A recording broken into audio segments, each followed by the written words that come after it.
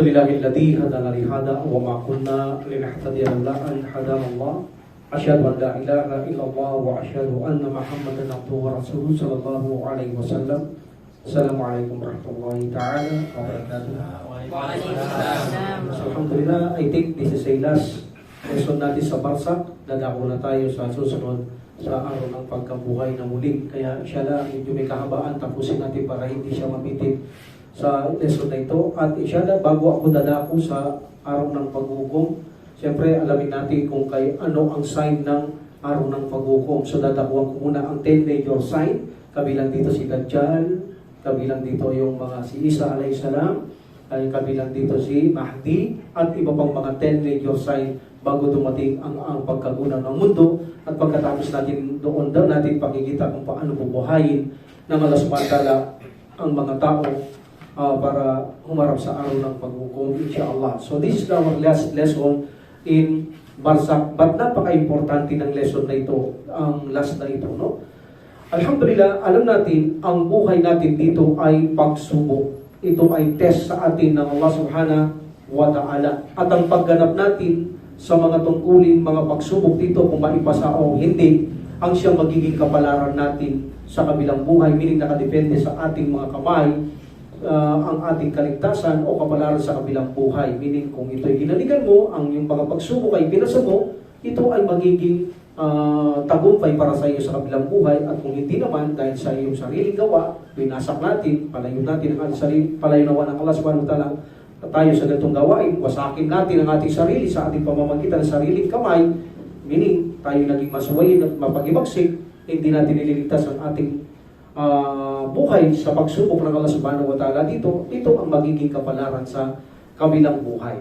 At alam natin, ang pagsubok na ito ay may katapusan. Tulad ng ating kamatayan, kapag tayo ay namatay na, ay tapos na tayo. Meaning, isasara na rin ang mga aklat ng mga tao na kung saan na sinubukan dito ng Allah subhanahu wa ta'ala, at ang mga aklat na ito ang siyang magiging batayan sa kabilang buhay tungkol sa ating ginawa sa mundong ito, at kung ipinasa natin o hindi ipinasa. At tapos na tayo kapag tayo ay patay na, ang lahat sa atin dito sa mundong ito ay tapos na. At ang ating talaan ay itutuklip na rin sa ating mga libingan. So meaning, paparusahan ang mga tao dahil sa kanilang gawa at gagantimpalaan ayon sila sa kanilang mga gawa sa kabilang buhay. Like for example, Allah subhanahu wa ta'ala said, "A'udhu billahi minasyaitanir rajim, dhalika bima qaddamat aydikum wa anna Allah laysa bidhulmin lil 'abid." Meaning, paparusahan sila, meaning ang mga hindi mananampalataya dahil sa kanilang mga ginawa dito sa nakaraang ginawa nila sa mundong ito. Katotohanan, si Allah subhanahu wa ta'ala ay hindi makatarungan sa kanyang mga alipin. At of course, watilkal jannata allati uritumuha bima kuntum ta'malun. Meaning, I repeat, watilkal jannatu allati tumuha bima kuntum ta'malun. At sila ang mananakanan sa paraiso, silang magmamana dahil sa inyong mga ginawa sa mundo ito. Meaning, kung anong ginawa natin dito sa mundo, ang siyang dahilan ng pagkatagumpay at pagkasawi ng isang tao.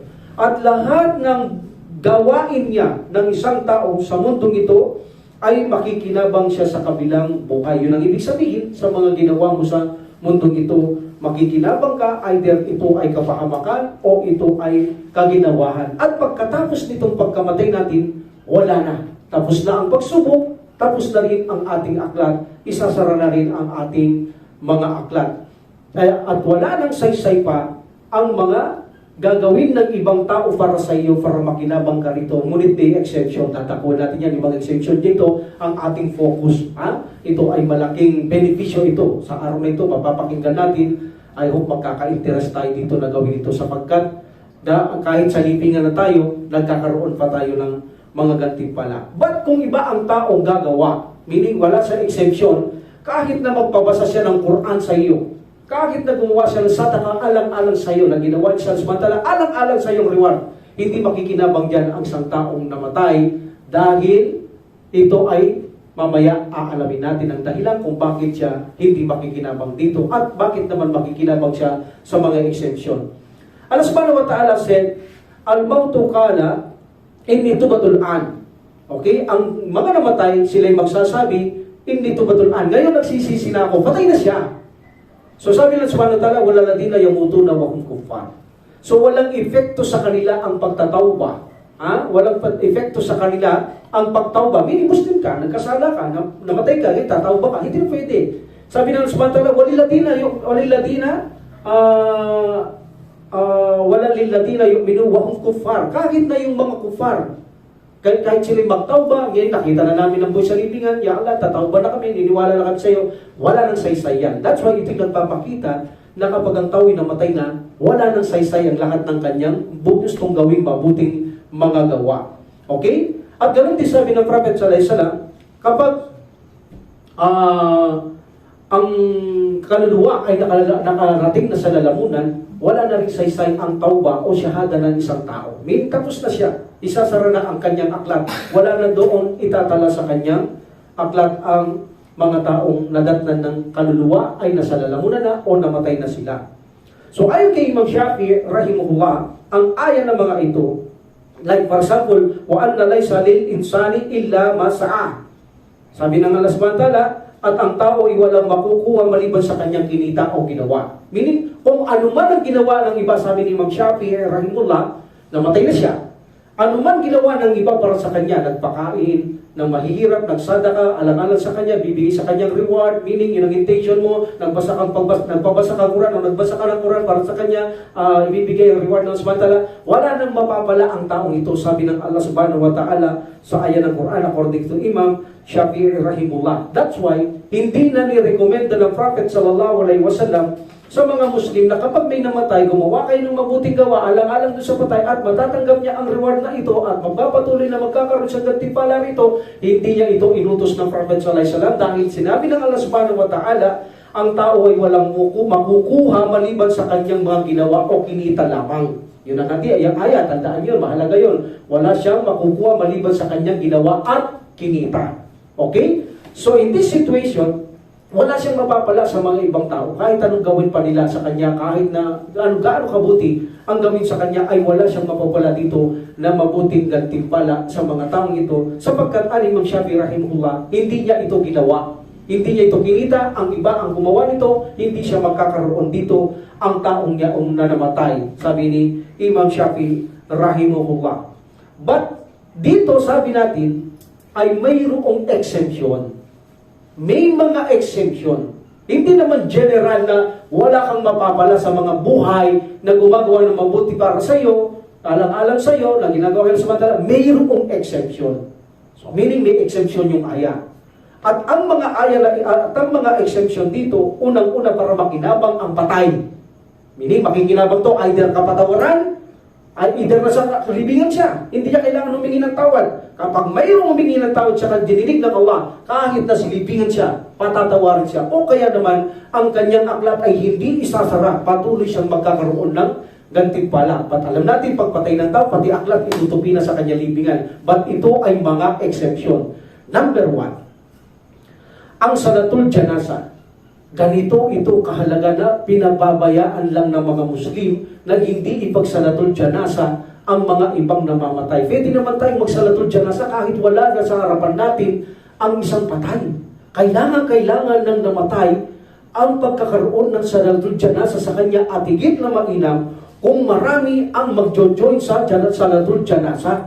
Sapagkat ang pagsasalatul janasa, kapag ikaw ay sinseridad na humihingi ng tawad, alam naman natin sa salatul janasa, hindi lang tayo mag-pray, ihihingi natin ng tawad ang namatay kay Allah subhanahu wa ta'ala. At kung tayo sinseridad na humihingi ng tawad kay Allah subhanahu wa ta'ala, remember this, at yung namatay, sabihin natin may mga kasalanan siya, ngunit siya ay Muslim pa rin, ang ating mga panalangin sa salatul janasa ay titinggin ng Allah at patatawarin niya yung taong yaon sa salatul janasa. Meaning, kamag-anak mo man, hindi mo kamag-anak, lahat ng sinseridad na nagsalatul janasa para hingi ng tawad ng taong yaon, didinggin ito ng Allah subhanahu wa ta'ala. At mga authentic ang hadith dito, from Sahih Muslim, rahimahullah, ang mga hadith, patatawarin siya ng Allah subhanahu wa ta'ala. Sabi ng Prophet sallallahu alaihi wasallam, mula kay Anas at Aisha radhiyallahu anha, na sinalaysay ng Prophet sallallahu alaihi wasallam, kapag mayroong isang Muslim na namatay, at isang pangkat ang nagsalatul janasa sa kanya. 100 ang sinabi niya sa atin dito. 100 katao ang nagsalatul janasa sa kanya para hihingi o mamagitan dito. Mamagitan sila para sa patay. Hihingi sila kay Allah subhanahu wa ta'ala ng pamamagitan. Meaning, tanggapin ang kanilang panalangin, invocation para patawarin ang namatay na yaon. Sabi ng Prophet sallallahu alaihi wasallam, patatawarin siya ng Allah. Allahu Akbar. Sa exemption nito. Sino man taong gumawa nito, kamag-anak, hindi, pamilya o hindi, basta Muslim, sinseridad na humingi ng tawag kay Allah subhanahu wa ta'ala para sa taong ito, 100 kayo, sabi ng Prophet sallallahu alaihi wasallam, patatawarin siya ng Allah subhanahu wa ta'ala kahit nasa libingan siya ang taong yaman. Another hadith from Ibn Abbas radiyallahu an, sabi ng Prophet sallallahu alaihi wasallam, kapag ang isang Muslim ay namatay at mayroong 40 katao, kanina 100, 40 katao ang nagjanasa, ang lahat ng ito ay hindi nagtatambal kay Allah, meaning sila ay mga Muslim, ang kanilang pamamagitan ay tatanggapin ng Allah subhanahu wa ta'ala at patatawarin siya ng Allah subhanahu wa ta'ala. Allahu Akbar! Can you imagine, pag salatul janasa natin ang mga Muslim, nabalita natin, pag salatul janasa natin, can you imagine, di man niya tayo kilala? Pero because sa sinagagtang, hingi natin ang tawad ng kapatid na yun, wala siya kaalaman na sa malayong lugar siya namatay. If pinagsalatul janasa natin siya, can you imagine, patatawarin siya ng Allah subhanahu wa ta'ala because of salatul janasa.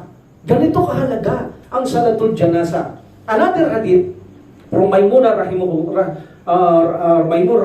anha, sabi ng Prophet sallallahu alaihi wasallam, this is the wife of Prophet Muhammad sallallahu alaihi wasallam, kapag ang isang Muslim ay namatay, isang pangkat na lamang, not 40, isang pangkat lang, grupo lang, alam natin, jamaat, 3 katao lang, isang pangkat, sabi ng Prophet sallallahu alaihi wasallam, ang nagdasal sa kanyang janasa, at tanggapin sa kanila ang kanilang pamamagitan, patatawarin siya ng Allah subhanahu wa ta'ala. At sa isang hadith, ang isang Muslim na namatay at may 3 linya ng janasa, alam natin, ang linya ng janasa, 3, okay? Kung 3 kayo, isa-isa lang, dahil 3 ang linya ng janasa. So kung may 3 linya, kahit 3 lamang kayo, guys, sa unang hadith, isang grupo, 1, jamaa, 3, isa-isa kayo, okay, pati iman. Alhamdulillah, sabi ng Prophet sallallahu alaihi wasallam, patatawarin siya ng Allah subhanahu wa ta'ala, tatanggapin niya ang pamamagitan ng mga ito. This is a Sahih Muslim, hadith, authentic ang hadith na ito. Ang kondisyon dito, unang-una ang mga namamagitan ay sinseridad sila sa paghingi ng tawad para sa taong namatay kay Allah subhanahu wa ta'ala. Number 2, dapat Muslim silang lahat. Tanggalin yung mga gumagawa ng mga ginagawang mga shirkul akbar o mga hindi mananampalataya. Huwag silang isali doon para tanggapin ng Allah subhanahu wa ta'ala ang dua. Sapagkat alam natin, ang dua na may mga gumagawa ng shirkul akbar o may nakaalong gumagawa ng shirkul akbar ay hindi dinadinig ng Allah subhanahu wa ta'ala. Even na masama lang minsan, dinidinig ng Allah subhanahu wa ta'ala. Like for example, Musa alayhi salam, nung sila ay humingi ng ulan, sabi ng subhanahu wa ta'ala, paano ka tadidingin lahat ng kasama mo pasuway, disobedient? Palisin mo sila. Didingin ko ang iyong dua. Then pinalis sila ni Musa alayhi salam, natira ang isa, sabi niya, ikaw, walang ginagawa, malis ka lang. Hindi, sabi niya, hindi ako gumagawa ng masama. So silang dalawa, nagdua. Di automatic, dininig sila ng Allah subhanahu wa ta'ala. That's why, mainam ang mga nagdadya sa tanggalin yung mga kufar o hindi mananampalataya at yung alam mo mga lihis sa akida, like for example, kayo ay Ahlus Sunnah wal Jamaa, may siya na tanggalin yun para tingin ng Allah subhanahu wa ta'ala ang panalangin o gumagawa ng alam ninyo na sila gumagawa ng shirkul akbar ay tanggalin ang mga ito. So, alhamdulillah, meaning in this exemption, makikinabang ang patay kahit hindi niya ginawa o kinita ito sa mundo because of salatul janasa, patatawarin siya ng Allah subhanahu wa ta'ala kapag tinanggap niya ang sinseridad na pagsusumamo na nagsasagawa ng mga salatul janasa. Okay? Alhamdulillah. Next, yaong mga gawa na tinatawag na sadaqatul jariyah. Yaong mga gawa na tinatawag na sadaqatul jariyah. Wa naktubu ma qaddamu wa atrahum. At kami ang nagtatala kung ano ang kanilang ginawa at kung ano ang kanilang iniwan. That's the proof. Kung anong ginawa mo sa mundong to, tilala. At kung anong iniwan mo, mabuting masama. Hindi lang ibig sabihin, mabuting iniwan mo sa masama, hindi ka mananagot kahit patay ka na, makikinabang ka pa rin sa masamang itinuro mo dito. Ito ang final natin, insyaAllah. Okay? Sa bandang huli natin, papaksayin yun na ang mga nagturo din ng masama, nag-iwan din ng masama, kahit patay makikinabang siya siya, hanggat may sumusunod sa ginawa, itinuro niya na masipasama sapagkat siya ang pasimula dito. Inshallah, dadakwa natin. Dako muna tayo sa dakol sa Dakatul Jariyah. One of these, sabi ng Prophet Sallallahu Alaihi Wasallam, from Abu Hurairah radhiyallahu anhu, sinabi ng Prophet Sallallahu Alaihi Wasallam, kapag ang isang tao Muslim ay namatay, ang lahat ng kanyang mabuting gawa, tutuklipin na. Tapos na. Tapos ka na eh. Patay ka na eh. Hindi ka nagagawa ng mabuti dito at masama. Wala ka na rito sa mundo. Itutuklip na ang kanyang talaan. Maliban sa tatlo. Sabi ng Prophet Sallallahu Alaihi Wasallam, maliban sa tatlo, yaong patuloy na ginagamit yung mga sadaka. Meaning nagsadaka ka, meaning pinamigay mo sa tao, nagnegosyo sila, kumikita sila, at lumago sila, at binigay sa iba, at lumago sila, at binigay sa iba, lumago sila. Lahat ng yan dahil ikaw ang pasimula, magkakaroon ka ng mabuting gantimpala sa iyong libingan at hindi isasara ang iyong talaan. Patuloy kang tatanggap. Lahat ng mga taong yan dahil ikaw pasimula sa sadakang yan, nakikinabang sila, nabubuhay sila sa binigay mo sadaka, ikaw ay makikinabang sa mga taong lahat ng gagawa niyaan. And number 2, sabi ng Prophet Sallallahu Alaihi Wasallam, yaong mga nag-iwan ng matamang kaalaman, tamang katuruan, sila ay makikinabang hanggat sinusunod ito ng tao. Kahit gaano pa karami ang sumunod sa kanya, ito'y makikinabang siya sa lahat ng tao na nagkaroon ng kaalaman because of him. Siya ang pasimula, siya ang nagturo, magkakaroon siya dito, sabi ng Prophet Muhammad Sallallahu Alaihi Wasallam. At ganun din, sabi niya, ang pangatlo, sabi ng Prophet Sallallahu Alaihi Wasallam, ang isang bata na kanyang anak na patuloy na nagduduwa sa Allah, ay tatanggap siya ng gantimpala kay Allah Subhanahu wa Ta'ala ng kapatawaran o anumang gantimpala na gustong ibigay sa kanya ng Allah Subhanahu wa Ta'ala. And then the Prophet Sallallahu Alaihi Wasallam said, ang pinaka-the best na tao sa inyo ay siyang nag-iwan ng tatlong bagay sa mundong ito. Una, sabi niya, nag-iwan ka ng matutuwid na anak. Meaning, tinuruan mo sila sa Islam, matuwid ang pagturo mo sa kanila, itinuwid mo ang katuruan sa kanila from Quran and Sunnah. Talagang pinangalagaan mo sila, pinalaki mo sila, binihisan mo sila, ginabayan mo sila. Iyan ang isa sa pinakamagaling na lalaki o Muslim, sabi ng Prophet Sallallahu Alaihi Wasallam, na nag-iwan siya ng tatlong bagay sa mundo, isang matuwid na anak dahil sa kanya. Number 2, sabi niya, yung iniwan niya na nagbigay siya ng mga sadaka na patuloy na ginagamit ng tao. At pangatlo, ang kaalamang itiniwan niya sa mundong ito na patuloy na ginagawa ng tao. Ang lahat ng ito'y magkakaroon ng patay doon sa kanyang libingan, sabi ng Propeta Muhammad Sallallahu Alaihi Wasallam. Of course, hindi lang ito, marami ito. Another hadith, kabilang sabi ng Prophet Sallallahu Alaihi Wasallam sa mabubuting gawa na magpapatuloy na makikinabang ang isang mananampalatayang namatay, sabi niya, number 1, ang kaalaman na kanyang itinuro at ibinahagi. Number 2, ang pagkakaroon ng anak na nabubuhay mula sa kanya at sila'y matutuwid. Number 3, ang Quran na kanyang iniwanan bilang pamana. Meaning yung mga nag-compile ng Quran, like for example, Abu Bakar, Uthman ibn Affan, at yung mga ngayon nagpaparami ng Quran para magkaroon ang mga Muslim para makabasa, lahat na nagbabasa because nag-compile ka, yung nag-unang compile at naunang compile, magkakaroon lahat sa mga Muslim na nagbabasa ng Quran, letter for letter, at Allah Subhanahu wa Ta'ala knows best kung ano ba ang ibibigay na reward sa kanila sa kanilang mga libingan. Nagpatayo sila ng mga masjid sa Dakatul Jariyah, nagpatayo sila ng masjid abang may nagsasala, mayroon silang gantimpala sa mga nagsasala rito kung ano ang reward nila, ganun din magkakaroon ang patay. Gaano mang karami ang nagsasala sa loob ng masjid, siya ay magkakaroon ng gantimpala patuloy sa kanyang libingan. Mga bahay na ginawa para sa mga manlalakbay bilang mga tahanan, pahingahan, meaning may naglalakbay, pwede silang matulog doon, pwede silang pansamantalang manirahan doon, para sa kanila yon, meaning patuloy siyang magkakaroon hanggat may natutulog doon, hanggat may nakikinabang sa bahay na yon na kung saan itinindig niya sa mga maglalakbay. At ganun din, sino man ang naghukay ng balon, sino man ang naghukay ng mga lawa o mga inom, at ang tao'y umiinom at nakikinabang dito, sabi ng Prophet Sallallahu Alaihi Wasallam, Bawat hanggat mayroong umiigib, umiinom, ginagamit ang tubig na yan dahil ginawa mo yan, magkakaroon ka ng reward doon sa iyong libingan, sabi ng Prophet sallallahu alaihi wasallam. Ang charity o sadaka na patuloy na ginagamit ng mga tao, magkakaroon dito ng gantimpala ang mga nakalibing, sabi ng Propeta Muhammad sallallahu alaihi wasallam. So in this hadith, malinaw na ang lahat ng gawaing sadakatul jariyah ay patuloy na magkakaroong gantimpala ang isang Muslim kahit na patay na siya doon sa kanyang libingan, because this is one of the exemption na hindi isasara ang kanyang talaan. So bali dalawa na, salatul janasa, matatanggap ito at mapapatawad siya. Pangalawa, ang aklat na hindi nakasara ay yaong sadakatul jariyah. Alhamdulillah.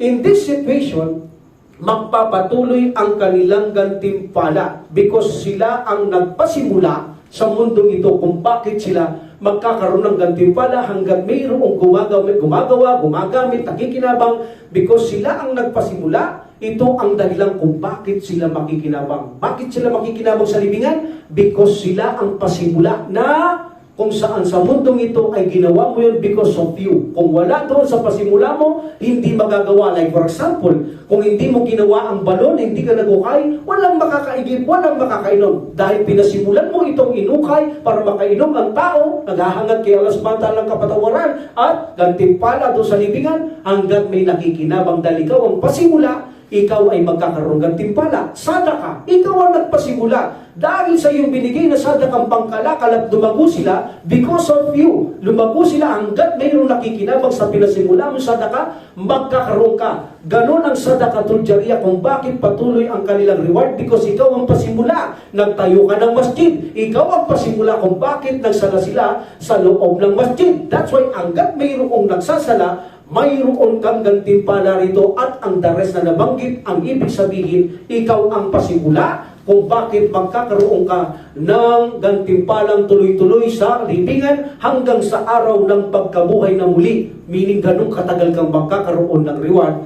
sa iyong libingan.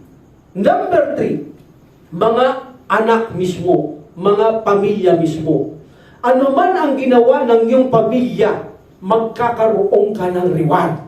Lawak ba? Tandaan nyo, ang reward nito, mabuti masama. Kahit na pamilya mo, kung puro masama ang tinuro mo at ginagawa nila, magkakaroon ka dyan. Tapos tinuro pa sa iba, magkakaroon ka dyan. Namaya, sa bandang huli natin, tabikin ang dalil na yan. Hindi lang puro mabuti. Kaya dito, paalala natin, magturo lahat ng mabuti. So meaning, kung tayo ay nagpalaki ng mga anak, hindi galing sa mga haram na binubuhay natin, na pinakakain, binibihisan, sinisilong sa mga haram. Hindi ganun. Binuhay mo sila sa pinakamarangal at binihisan, sinilong at tinuruan ng mabuti. Yun ang iyong iniwan, makikinabang ka sa mga anak na mga ito na sarili mong anak. Bakit ka makikinabang? Yan ang tanong. Bakit makikinabang ang isang ama o ina sa kanilang mga pamilya? Dahil sila ang naggabay. Sila ang nagpalaki sa kanila. Sila ang gumugol. Sila ang kumain. Sila ang nagbihis. Sila ang nagturo. Sila ang nagsilong. Sila ang naghuruga, nangalaga. Meaning, kung wala ang pasimula ng mga magulang na yaan, hindi magagawa ng mga batang yaan. Makakakain ba ang bagong sanggol? Mabibihisan niya bang sarili niya? Mamamatay siya. Okay? That's why, ang mga batang maliliit, kahit maghanap buhay, hindi nila kaya hanggang sa mapalaki niyo sila. In this situation, ang mga batang ito kapag gumawa ng mabuti, ay tuloy-tuloy na magkakaroon din ang kanyang ama.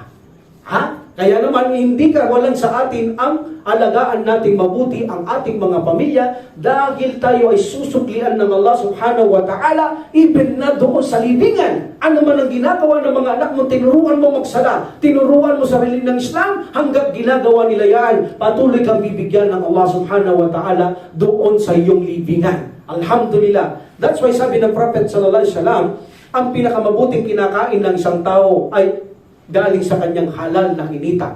Meaning kaya dapat halal ang kinikita ng isang magulang upang ipakain niya sa kanyang sariling mga pamilya. So meaning ang tatay at nanay ay nakikinabang sa kanilang libingan because of the children.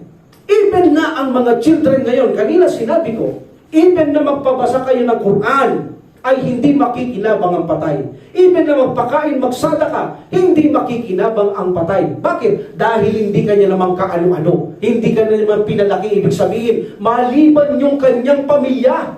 Kapag sila ang nagbigay ng sadaka alang-alang sa kanilang ama, tatanggap siya ng biyaya dito dahil pinalaki mo yun. Ikaw ang pasimulang nagpalaki by the wills of Allah. Ano man gawin ng iyong pamilya, nagpabasa ng Quran alang-alang sa iyo, nagsadaka alang-alang sa iyo, nagpahaj alang-alang sa iyo, nagsagawa ng ayuno alang-alang sa iyo, lahat ng mabuting ginagawa ng iyong mga anak para lamang sa iyo na hinihiling kayo samantalang gantimpala ka, tatanggapin mo yan sa iyong libingan. Maliban kung hindi mo pamilya, hindi ito tatanggapin sa libingan mo sapagkat wala ka namang pasimulang ginawa para sa mga hindi tao o hindi mo kilala. No? So that's why, mahalaga din ang mga pamilya na pinalaki natin sa mabuti sapagkat anumang mabuti ang kanilang natutunan sa iyo ay ipangangaral nila lahat ng kakalat na yan, magkakaroon ka dahil pasimula ang mga anak at ikaw naman ang pasimula sa mga anak mo. Alhamdulillah. So in this situation ay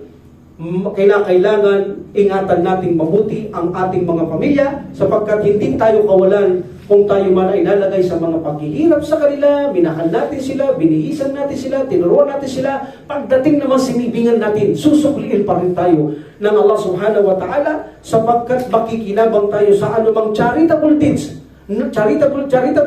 ng ating mga sariling pamilya o sariling mga anak. Magpapasa sila ng Quran alang-alang sa iyo, tatanggap ka ng biyaya, tatanggap ka ng reward sa Allah subhanahu wa ta'ala. But of course, yung hindi mo anak at hindi mo pamilya, hindi ito uubra.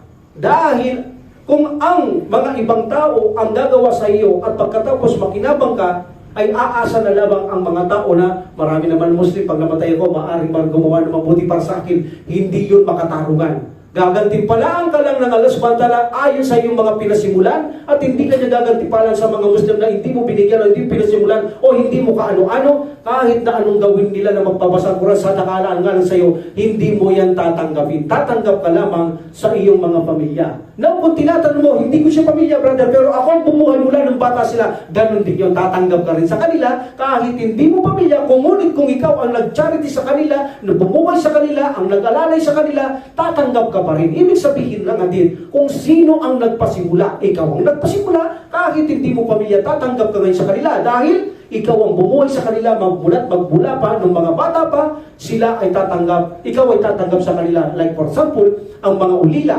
walang tatay, walang nanay, na hindi mo kaano-ano, kinugkog mo, binuhay mo, tinuri mo parang anak, tatanggap ka rin sa ulilang yan. Kaya nga Prophet sallallahu alaihi wasallam sabi niya, ang mga ulila, kapag inalagaan nyo at itinuring yung tunay na anak, sa araw ng paghukom, buto sa buto, ay pananag ka sa iyo ng Allah subhanahu wa ta'ala. Meaning, kung may kamay siya dalawa, ang kamay mo hindi susunugin. Kung may ulo siya, hindi susunugin. Kung may paa siya, hindi susunugin. Ganap na ipananag ka sa iyo ng Allah subhanahu wa ta'ala ang alipin na yan o ulilang inalagaan mo. Meaning, ikaw ang pasimula. Kung paano mo siya tinustusan, lahat yan ay makikinabang ka sa mga taong yan, pamilya mo man hindi, kung ikaw ang pasimula. But of course, ang pamilya, no doubt, tayo ang nagpasimula. That's why ang tinukoy dito ay ang mga pamilya dahil walang alinlangan na tayo ang mga pasimula bilang mga magulang sa ating mga anak na turuan mabuti, alalayan, pakainin, bihisan, isilong sila, turuan ng mga gandang aral mula sa Quran at Sunnah. Kapag patay ka na, ano bang ginagawa nila, makikinabang ka sa kanila dahil ikaw ang pasimula, especially kapag gusto nilang gumawa charitable deeds alang-alang sa iyo, tatanggapin niya ng Allah at itatalayan sa iyong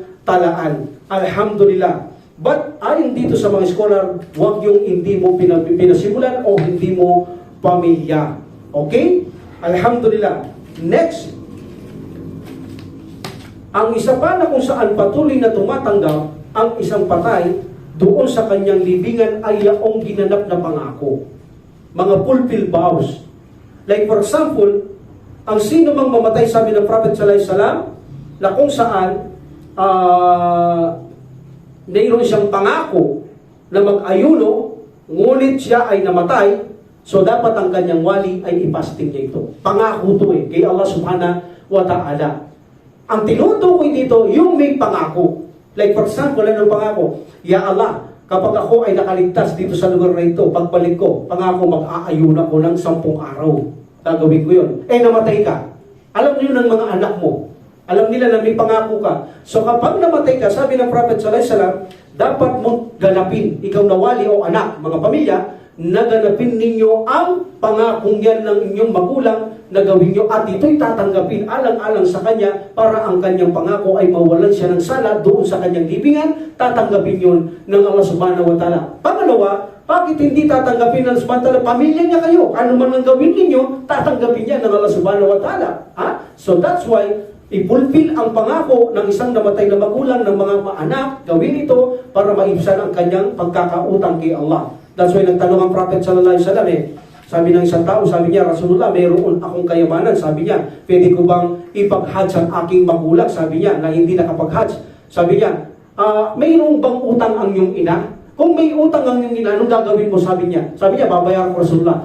Igit na may karapatan ng Allah sa isang utang o pangako na dapat mo tuparin. That's why mas igit mo dapat bayaran ng Allah subhanahu wa ta'ala kapag mayroong utang o pangako na ginawa ang isang magulang, sabi ng propeta Muhammad sallallahu alaihi wasallam. Okay? So kailangan itong bayaran alang-alang sa kanya ang kanyang pangako na ito. So tuktin ito. So what about the fasting of Ramadan? Mayroon siyang utang na obligatory. Meaning, hindi niya ito pangako, ngunit obligasyon. Ngunit ito ay hindi niya nagampanan. Alam ng mga anak, like for example, nagkasakit siya, hindi siya nakapag-fasting ng 1 month, tapos namatay siya, meron siyang 1 month na utang. Ano ang decision dito? Ang sabi nila, bayaran ito dahil ito ay utang ng magulang at agit na may karapatang bayaran ang utang kay Allah subhanahu wa ta'ala. Ayan ang sabi ng ibang scholar. But according to Ibn Abbas and radiyallahu an, and Aisha radiyallahu anha, ang mga baw lamang ang binabayaran kay Allah subhanahu wa ta'ala sapagkat yun ang tinuturing na utang kay Allah subhanahu wa ta'ala na dapat bayaran. Ngunit ang mga obligasyon na kanilang hindi nagampanan ay hindi nyo na dapat itong ipag-ayuno sapagkat hindi ito pangako. Instead, sabi ni Aisha radiyallahu anha, magpakain lamang kayo katumbas ng kinakain ninyo sa isang pagkain sa mga maghihirap na Muslim. Hindi pabigatan. Huwag na kayo magpasting. Pakain na lamang kayo ng maghihirap na Muslim katumbas ng kanilang mga hindi nagampanan na pag-aayuno na hindi sinasadya. Remember, hindi sinasadya. Hindi maaari yung sinadya niya na may pagkakataon siyang mag-ayuno ay hindi niya ginagawa, hindi niyo maaaring bayaran yan. Meaning, walang pinagkaiba sa Hajj na kaya niyang mag-Hajj, hindi niya ginawa, hindi mo rin pwedeng gawin yan ikaw na anak. Dahil bakit? Dahil kaya niya mag-Hajj, hindi niya ginawa. Ang pwede lamang ipag-Hajj, yung kaya niyang gawin, ngunit gusto niyang gawin, nang gusto na niyang gawin, nagkasakit siya, namatay siya, o nakalimot siya, may dahilan, maaari mong pag-Hajj ang iyong magulang, at ito'y tatanggapin ng Allah subhanahu wa ta'ala. Ngunit, ang kondisyon na, mayroong kang lugar, mayroon kang kakayahang mag-Hajj, ngunit nagpabaya ka at hindi mo ginawa at namatay ka, hindi ito uubra na bayaran ng kanyang mga anak dahil ito ay sinadya niya. Ganon din ang pagbibigay ng zakat, na kaya mong magbigay ng zakat, ngunit ayaw mong magbigay ng zakat, naging marapot ka, naging pabaya ka at namatay ka, hindi rin pwedeng bayaran ng iyong mga pamilya yan. Ang binabayaran lamang ay yaong mayroon kang sapat na dahilan kung bakit hindi mo nagampanan. Like for example, one of the Sahaba lumapit kay Prophet sallallahu alaihi wasallam, Ya Rasulullah, sabi niya, Ya Rasulullah, sabi niya, mayroong utang ang aking ina, pwede ko bang bayaran? Sabi niya, bayaran mo, especially kung utang sa Allah subhanahu wa ta'ala, like tabaw, bayaran mo sapagkat mayroong higit na karapatan ang Allah subhanahu wa ta'ala. So meaning, ang sabi ng lalaking ito, tinanong siya ng Prophet sallallahu alaihi wasallam, bakit ba hindi niya nabayaran ang kanyang utang? Sabi niya, Rasulullah, actually, ang aking magulang ay may kakayaang magbayad. Noong panahon na magbabayad na siya, ay nadatnan siya ng kamatayan. Meaning, may dahilan. That's why sabi ng Prophet sallallahu alaihi wasallam, bayaran mo ang utang ng iyong ina. Mayroon din isang kasaysayan na kung saan, kay Propeta Muhammad sallallahu alaihi wasallam, na mayroon din naiwan na pera ang kanyang magulang. Ngunit ito ay hindi siya nakapamigay ng sadaka sapagkat nagkaroon siya ng sakit at siya ay namatay. At dito tinanong niya ang Prophet sallallahu alaihi wasallam kung pwede siyang mamigay alang-alang sa kanya. May dahilan. Sabi ng Prophet sallallahu alaihi wasallam, ibigay mo. May utang ba? Sabi ng Prophet sallallahu alaihi wasallam, meron ding utang, Rasulullah. So sabi ng Prophet sallallahu alaihi wasallam, bayaran mo ang kanyang utang. So meaning tatanggapin yan ng Allah subhanahu wa ta'ala dahil mayroong dahilan kung bakit hindi nagawa ng kanyang magulang. Ngunit kung ito ay sinasadya na hindi gawin, ang sabi ng ating mga karamihan sa scholar ay hindi ito dapat gawin pagkat hindi naman ito tatanggapin ng Allah subhanahu wa ta'ala dahil siya ang may kasalanan nito at walang kadahilanan kung bakit hindi niya ginawa ito. Pero ayon sa mga ibang scholar, tatanggapin daw ng Allah subhanahu wa ta'ala kung gagawin mo ito. Ang dalil nila, dahil anak ka nila, silang nagpalaki, sabi nila, tatanggap ka. Ngunit ang kabila, ang dalil niya, hindi. Hindi porket nagpalaki siya sa iyo, yun ay obligasyon ng inyong magulang at hindi nyo obligasyon yun. Ang dapat siya ang gumawa, ngunit hindi niya ginawa. That's why hindi nyo pwedeng gawin ito kung sinadya niya hindi gawin alang-alang sa kanya. Ang maaari lamang gawin ay yung kanyang obligasyon sa kanya yun, sa kanyang kinita at gawa yun. Dapat niya gawin yun. Kung hindi niya ginawa ng walang dahilan, ay hindi pwedeng gawin. Ngunit kung may dahilan, gawin ito dapat ito ay tatanggapin ng Allah subhanahu wa ta'ala ang iyong pagsasagawa sa kanyang mga pagkukulang kay Allah subhanahu wa ta'ala. Okay? And another na tatanggapin, yung may utang. Ang Islam, kapag namatay ang isang tao, nakadikit ang kanyang utang. Hindi katulad ng kuparto eh. Wala nang pakialam yung kanyang mga naiwan na magbabayad. Patay na, iskatwiran nila. Patay na, sigilin niyo siya. Paano mo sisigilin ng patay? That's why sa kufar, alam natin, kapag sila ay namatayan, tabla ang utang. Napakasakit sa kanilayaan. Ngunit sa Islam, makatarungan ng Allah subhanahu wa ta'ala. Kapag ikaw ay nagkautang sa isang tao, kinakailangan mo itong bayaran. Ang utang na ito, gusto man bayaran ng namatay o hindi, ito ay dapat pa rin bayaran. Sapagkat karapatan niyang bayaran ang kanyang pinagkautangan. Okay? Karapatan niyang bayaran. Kaya Allah subhanahu wa ta'ala, karapatan niyang bayaran. Pero kung sinadya mo, hindi na gusto yan ng Allah subhanahu wa ta'ala. Pero sa tao, kahit hindi mo sinadya o sinadya mong hindi bayaran, kailangan ang kanyang mga naiwan ay bayaran ito. Sabi ng Propeta Muhammad sallallahu alaihi wasallam. So sabi ng Prophet sallallahu alaihi wasallam, sa Islam, ang iyong kapatid ay isang bihag dahil sa kanyang utang. Bihag siya. Bilanggo siya kapag hindi nabayaran ang kanyang utang. And the Prophet sallallahu alaihi wasallam, we know, hindi siya nagsasantod janasa sa mga taong may utang. Ganun nagpapakita ito, nakatindi na mayroong problema ang isang patay kapag hindi binayaran ng utang. That's why the Prophet sallallahu alaihi wasallam, sabi niya, may utang siya, may utang ba to? Yes, Rasulullah. Sabi niya, pasantod janasa yan, hindi ko mapapagsantod janasa yan.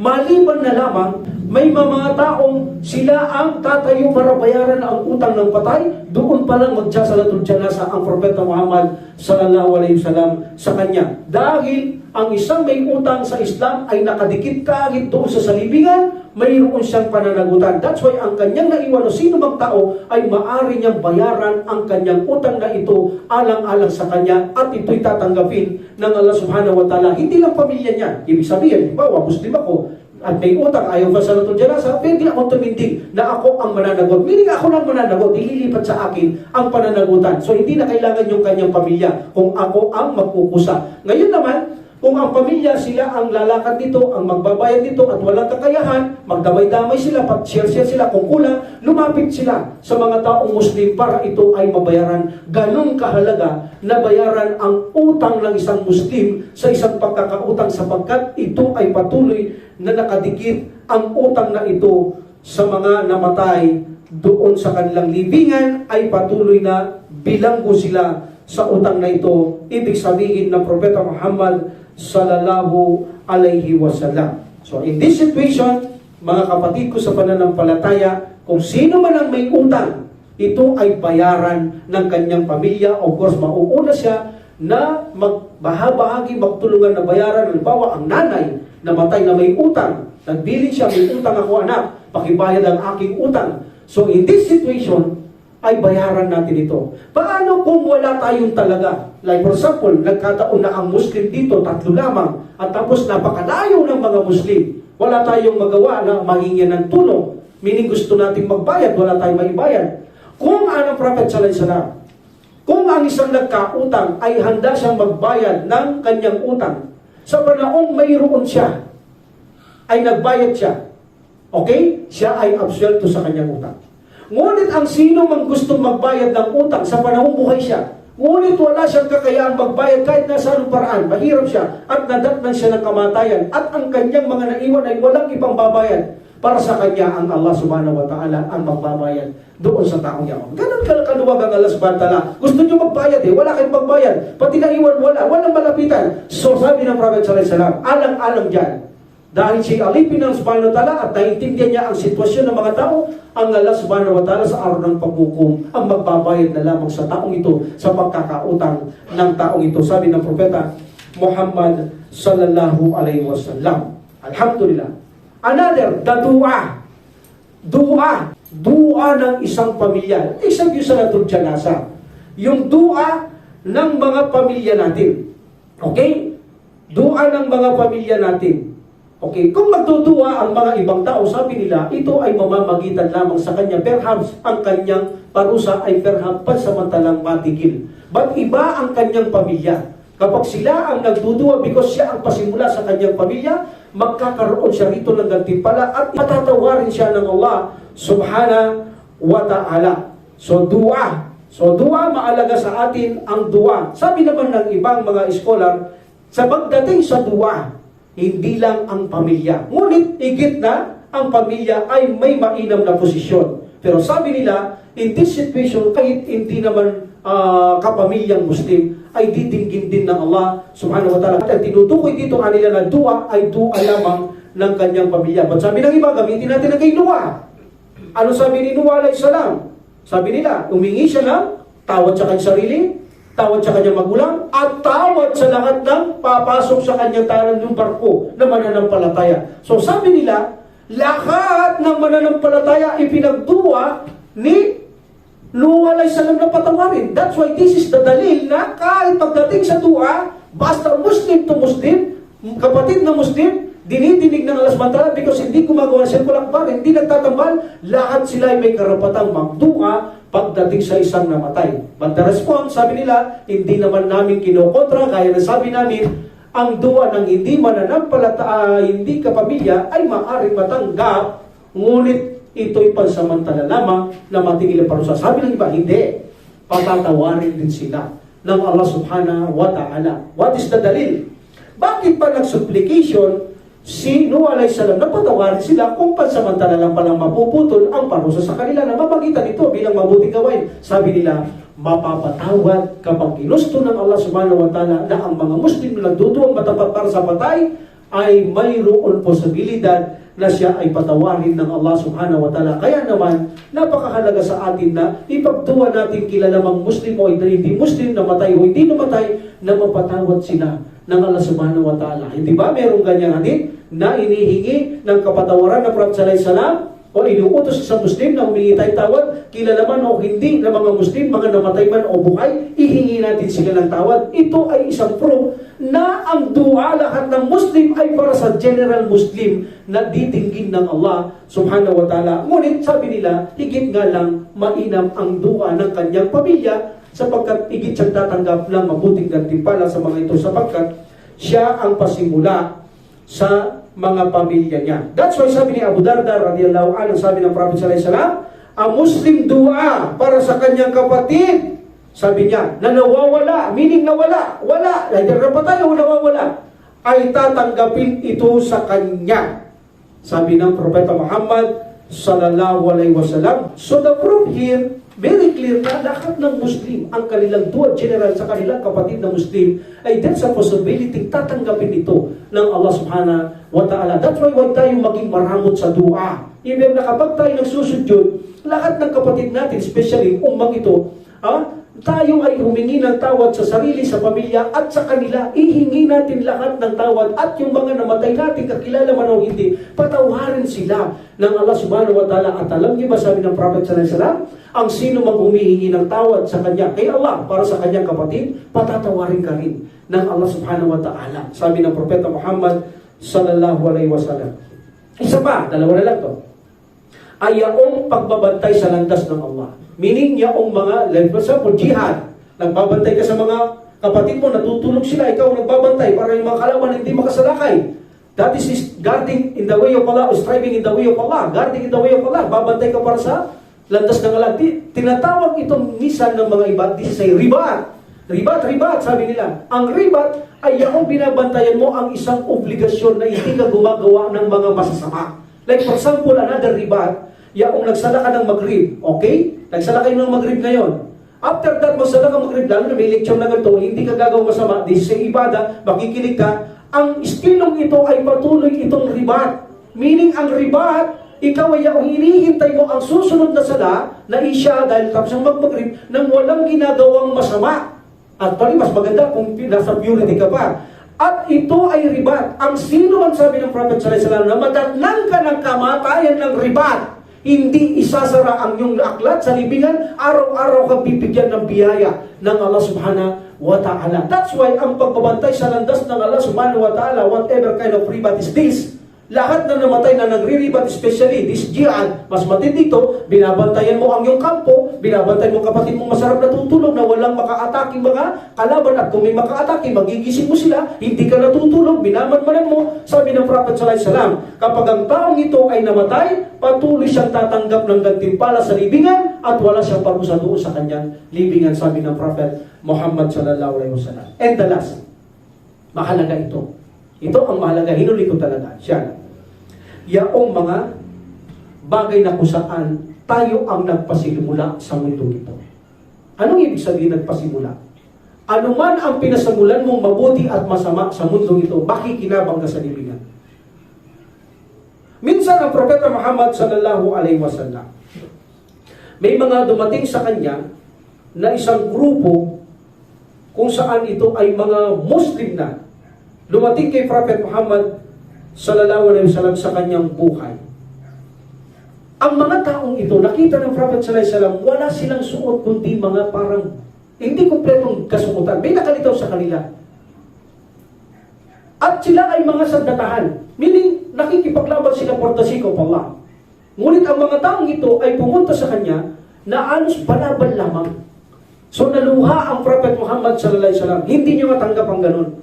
Na ang kanyang mga kapatid ay ganun kahirap talaga ang kanyang mga kapatid sa pananampalataya. That's why ang Propeta Muhammad sallallahu alaihi wasallam ay tumindig ito at nagpa-adan kay Bilal radiyallahu anhu. Pagkatapos ng adan ng zuhur, tumayo ang Propeta Muhammad sallallahu alaihi wasallam sa kanyang minbar.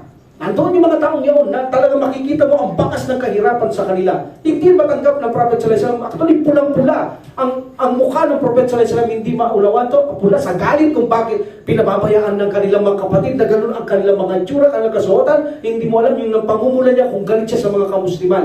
That's why nung siya ay magkutba o magbigay ng sermon, pag-akyat niya sa kanyang mimbar, abang siya ay namumula, sabi niya ng Prophet sallallahu alaihi wasallam, Ya ayuhan nas, ittaqu rabbakum alladhi khalaqakum min nafsin wahidah wa khalaqa minha zawjaha wa batha minhuma rijalan katsiran wa nisaa wattaqullaha alladhi tasaaluna bihi wal arham innallaha kana 'alaykum raqiba ya ayyuhalladhina amanu ittaqullaha wal tanzur nafsun ma qaddamat ligad wattaqullaha innallaha kabirun bima ta'malun wa la takunu kalladhina nasullaha فأنساهم أنفسهم أولئك هم الفاسقون لا يستوي أصحاب النار وأصحاب الجنة هم فائزون. Sabi ng Prophet sallallahu alaihi wasallam habang nakatayo siya, namumula ang kanyang mukha dahil sa naawa siya ng gusto sa mga kapatid niya sa pananampalataya sa panahon niya. Sabi niya, o kayong tao, matakot kayo sa Allah, sa inyong Panginoon na naglikha sa inyo mula sa isang tao. At dinikha kayo mula sa isang tao, binigyan niya itong asawa si Hawa, at dinikha kayo mula sa kanila. Matakot kayo kay Allah subhanahu wa ta'ala at huwag kayong pumutol ng pag-uugnayan. Meaning, pagkakamag-anak at pagkakapatiran. O naatin nyo, kapatid nyo, ganun tsura kayo, ang gaganda ng sitwasyon nyo. At huwag kayong pumutol ng pagkakapatiran o pagkakamag-anakan. Katotohanan ng Allah subhanahu wa ta'ala ay nakatingin sa inyo, sabi ng Prophet Muhammad sallallahu alaihi wasallam. O kayong mananampalataya, matakot kayo sa Allah.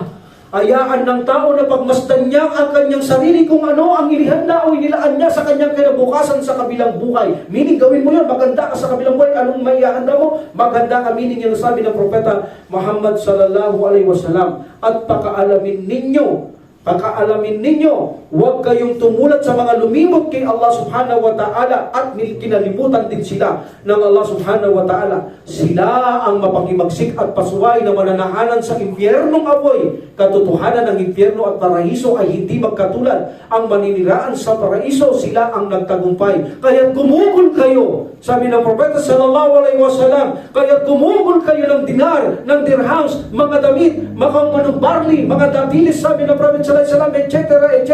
Huwag niyong maliitin ang maliit na kahit nakatiting na sadaka, sabi ng Prophet sallallahu alaihi wasallam, sapagkat ito ay maaaring magligtas sa inyo sa parusa ng impyerno. Kaya huwag maliitin kahit nakatiting na sadaka lamang, sabi ng Prophet sallallahu alaihi wasallam. Naiintindihan ito ng mga sahaba, namumula ang Prophet sallallahu alaihi wasallam, meaning mayroon siyang hindi gustong nangyayari sa situation. Alam ng kadar ng Prophet sallallahu alaihi wasallam, but this is a natural in our situation, na kapag tayo ay namumula, natural yun sa ating sarili, nagagalit tayo, natural din sa ating sarili. That's why ang mga tao in this situation, para makita nila lumuwag ang mukha ng Prophet sallallahu alaihi wasallam, ginawa ng unang Ansar, kumuha siya ng gintot pilak niya na hindi niya na kayang hawakan. Sabi niya, Rasulullah, for the sake of Allah. And then Abu Bakar tumayo, and then Umar, and then Uthman, and then Ali, and then lahat ng tao. Ibinasang datis na lamang binigay kay Prophet Muhammad sallallahu alaihi wasallam, at ibinigay niya sa kanyang mga kapatid sa pananampalataya na ngayon ay pantay-pantay na sila. Mayroon na sila ngayon. So in this situation, ito na ang hadith. Sabi niya, ang sino mang nagpasimula ng mabuting gawa, kayo ay magkakaroon ng gantimpala dito. Katumbas din ng mga nagsisunod dito, ay magkakaroon kayo ng gantimpala nang walang kabawasan sa kanilang gantimpala. Meaning pareho kayo. Sabi ng Prophet sallallahu alaihi wasallam, magkakaroon kayo ng reward sa kanila anumang ginawa nila. Katumbas ng kanilang gantimpala, sabi ng Prophet sallallahu alaihi wasallam, na hindi mababawasan hanggat mayroong gumagawa sa inyong pinasimulan sa Islam. At ang sino man nagpasimula ng kasamaan at may nagsisunod dito, magkakaroon din kayo ng masamang gantimpala, katumbas ng masamang gantimpala nakakamit nila, na walang bawas sa kanilang mga kasamaang kanilang gantimpala masama. Ganun din pantay kayo sa Prophet sallallahu alaihi wasallam, until na mayroong sumusunod sa iyo sa masamang itinuro mo, mananagot ka, sabi ng Prophet sallallahu alaihi wasallam. Meaning kahit napatay kayo, kapag ang isang tao ang siyang pasimula sa Islam ng isang lahat na mabubuting gawa, kahit patay ka, hanggang mayroong sumusunod, gaano mang karami, magkakaroon ka sa Prophet sallallahu alaihi wasallam, katumbas ng lahat ng nagsisunod sa iyo, katumbas ng lahat ng nagsisunod sa iyo, nagantimpala nila kung ilan sila, magkakaroon ka sa Prophet sallallahu alaihi wasallam. Even na patay ka, ibig sabihin. Ngunit ang sino man nagturo ng masama, nag-iwan ng masama, nagpasimula ng masama, kahit patay ka na, hanggang mayroong masama, hanggang mayroong sumusunod sa masama na iyong iniwan, ay makikinabang ka. Meaning, tulad ng pagtuturong ganito. Kapag ikaw ay nagturo ng masama, mali ang turo mo, lahat ng sumama at sumunod na niwala sa iyo at ikinalat ito doon sa iyong libingan, magkakaroon ka ng masamang gantimpala. Ngunit ang tamang itinuro mo, gaano mang karami ang sumunod sa iyo, ikaw ay gagantimpalaan ng Allah subhanahu wa ta'ala hanggat mayroong gumagawa na itinuro at iniwan at pinasimulan mong mabuti, hanggat mayroong sumusunod, kahit na 1,000,000 pa, kahit na 1,000,000,000 pa ang sumusunod sa iyo, basta dito'y mabuti at tama, ikaw ay magkakaroon ng gantimpala. That's why sabi ng Allah subhanahu wa ta'ala, wa inna laka la ajran ghayru mamnun. Anong sabi ng Allah subhanahu wa ta'ala kay Prophet sallallahu alaihi wasallam? At ikaw ay gagantimpalahan ng walang katapusan. Itong aya ay dalawa ang meaning nito. Gagantimpalaan ka Muhammad sallallahu alaihi wasallam ng walang katapusan, meaning paraiso. Pangalawa, lahat ng tao na mananampalataya sa Islam at sumusunod sa iyo, lahat sila magkakaroon ka ng gantimpala ng walang katapusan, meaning hanggat walang araw ng paghukom, ang sino mang Muslim o Muslim na pumasok sa Islam at sinusunod ka dahil ikaw pasimula ng aral na ito bilang muling propeta at sugo, ikaw ang pasimula sa lahat ng aral ng Quran at Sunnah para sa kanila, lahat ng sumunod sa iyo, mayroong kang gantimpala, meaning sabi ng Allah subhanahu wa ta'ala, walang katapusan, wa inna laka la ajran ghayra mamnun, at magkakaroon kang gantimpala ng walang katapusan. Meaning, dahil siya ang pasimula ng Quran at Sunnah, iniwan niya sa mga Muslim, lahat ng Muslim na nagdadasal, nagtuturong mabuti, sumusunod sa kanya, may gantimpala ang Propeta Muhammad sallallahu alaihi wasallam. Allahu Akbar. Ganun yung sample. Kahit tayo, Kung tayo ang pasimula sa ating mga anak, nagturo ng mabuti, nagbihis ng mabuti, from halal, pinakain halal, sinilang, talagang pinangalagaan, nirarugaan, tayo ang pasimula sa kanila. Lahat ng gagawin nilang mabuti, except yung sayo. Except kung sayo yan. Halimbawa, hindi ka nag-hajj, may pag-hajj ka, hindi ka doon. Iyon ay pananagutan mo sa Allah subhanahu wa ta'ala. Kailangan yung may rason kung bakit hindi mo nagawa, magagawa ng anak mo at matatanggap sa kanila yon. But sabi ni scholar, tatanggapin pa rin kahit na gano'n. Allah knows best. So in this situation, lahat ng mga anak mo, tinuruan mo magsala, practice mo magpasting, tinuruan mo magbasa ng Quran, tinuruan mo mabuting mga ugali, tinuruan mo sa katuruan ng Islam, hanggat gumagawa ang iyong pamilya na yan, mayroon kang reward sa kanila. At kung itinuro nila ang sala sapagkat ikaw ang pasimulo sa kanila, itinuro sa labas at dumami ng dumami, mayroon kang reward sa mga bagay na yan. Kung yan ay mabuti na iniwanan mo sa kanila. Dako tayo sa masama. Kung sino man ang pasimula o mag-iwan na masama o magturo, ay magkakaroon siya ng kasalanan dito at kasalanan sa mga nagsisunod sa kanya, na hindi naman mababawasan ang kasalanan, gantimpala ng mga yan, meaning pantay kayo. Lahat ng sumunod sa iyo ay magkakaroon ka ng kasalanan katumbas nila, even na patay ka. Like for example, si Cain. Si Cain ang unang taong pumatay. Siya ang pasimulang pumatay sa tao. That's why, lahat ng mamamatay sa mundong ito, mananagot si Cain. Magkakaroon siya ng katumbas na kasalanan ng mga taong pumatay ng walang katarungan, sapagkat siya pumatay ng walang katarungan. Ipinakita niya kung paano pumatay ng walang katarungan. Lahat ng pinapatay o pumapatay ng walang katarungan, sila'y pumapatay ng kawalang katarungan, at mayroong namamatay, mananagot si Cain sa araw ng paghukom. Kahit kaano karami ang taong nagawaran ng ganito, because siya ang pasimula na nagturo ng masama ng pagpatay at paano magpatay at paano ang kahihinatnan ng patay, kung paano ito pinatay. Natuto sila because of him. Mayroong napatay si Cain, at ito ay ginaya ng tao na maaaring makapatay ka ng tao. Dito magkakaroon ng contribute itong si Cain. According to the majority scholar, mananagot siya sapagkat nagturo siya ng isang masama o nag-iwan siya ng isang bagay na masama at sinunod siya ng mga tao na pumapatay.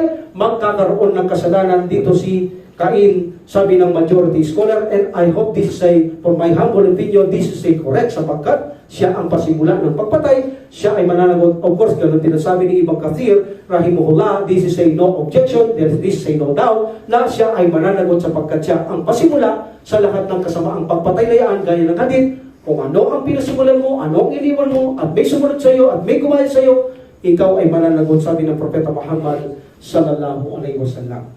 So this is our topic today. Napakahalaga. Ang pinakamahalagang gusto natin dito, yung nag-iwan tayo ng mabubuti. Yung tayo ang nagpasimula, like sa Dakatul Jariyah, nag-iwan kang knowledge, nag-iwan kang sadaka, pinakakaraban ka, kahit patay ka na. Mga masjid, nagbigay ka ng masjid. Tapos may nagsasala. So ikaw pasimula kung bakit may nagsasala, may reward ka. So meaning, mga kapatid ko sa pananampalataya, nagpapakita ito na magpursige tayo na mag-iwan ng mabuting gawa dito, sapagkat ito ay maaring tumulong sa atin, sa ating libingan, para magkamit pa tayo ng maraming gantimpala kay Allah subhanahu wa ta'ala. At ugaliin ng mga anak na ipagduwa ang mga magulang, kahit buhay o patay, nahihingi ng tawad ito sa Allah subhanahu wa ta'ala, sapagkat dinidinig ng Allah ang isang mga matutuwid na anak, na kung saan ang duwa nila ay pagduwa ka ng magulang, patawarin, kahabagin, kahit buhay pa, kahit patay. Didinggin ito ng Allah subhanahu wa ta'ala, sapagkat ang magulang ang isang pasimula sa pagpapangaruga at pagpapalaki sa mga anak. So meaning, huwag din tayong mag-isakim sa ating duwa, na tayo ay marunong lang humingi ng tawad sa ating sariling pagkakasala. Ituwa din natin ang ating mga magulang, ating mga anak, ating pamilya, ating mga kapatid sa pananampalataya, kilala man o hindi, matanda man o bata, babae man o lalaki, namatay man o buhay. Kailangan matuto tayong ihingi natin sila ng tawad sa Allah subhanahu wa ta'ala, because I believe, kahit may ikhtilaf, naniniwala ko, pagdating sa dua, general, dinidinig ng Allah subhanahu wa ta'ala ang mga Muslim, hindi lang yung mga anak ng kanyang mga anak ng mga magulang, hindi lang. Ngunit may higit siya ng karapatan, may higit siya ng posisyon pagdating sa magulang. Ngunit kahit ibang tao, kahit hindi ka ano-ano, basta Muslim, because you are a Muslim, may karapatan kang magduwa kay Allah subhanahu wa ta'ala sa buhay man o hindi ng mga Muslim, para ito'y tanggapin ng Allah subhanahu wa ta'ala. So matuto tayong maging hindi makasarili. Matuto tayong maging manguna sa paggawa ng mabuti sa mundong ito, upang tayo ay magkaroon ng malaking kapakinabangan sa Allah subhanahu wa ta'ala. So inshallah, nagtapos tayo sa buhay ng barsakh. This is our last lesson. Dadako tayo sa susunod. Paano ang araw ng paghukom? But gaya ng sabi ko, bago tayo pumasok sa araw ng paghukom, alamin natin kung paano magaganap ang hukom. Anong tanda o major sign bago dumating ang hukom? This is a very interesting lecture na aalamin natin ang buhay ni Mahdi, ang buhay ni Jesus o Isa alayhis salam, ang buhay ni Dajjal. Aalamin natin dito ang Dajjal, ang mga bubuyog, ang mga beast, ang mga worm, iba-iba. Aalamin natin ang malaking sunog, etc.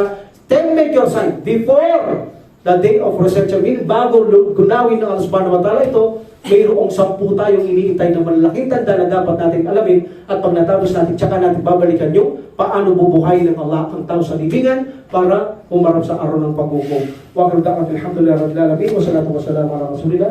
Subhanakallahumma wa bihamdika asyhadu an la ilaha illa anta astaghfiruka wa atubu ilaik. Assalamualaikum warahmatullahi ta'ala wabarakatuh. Waalaikumsalam warahmatullahi wabarakatuh.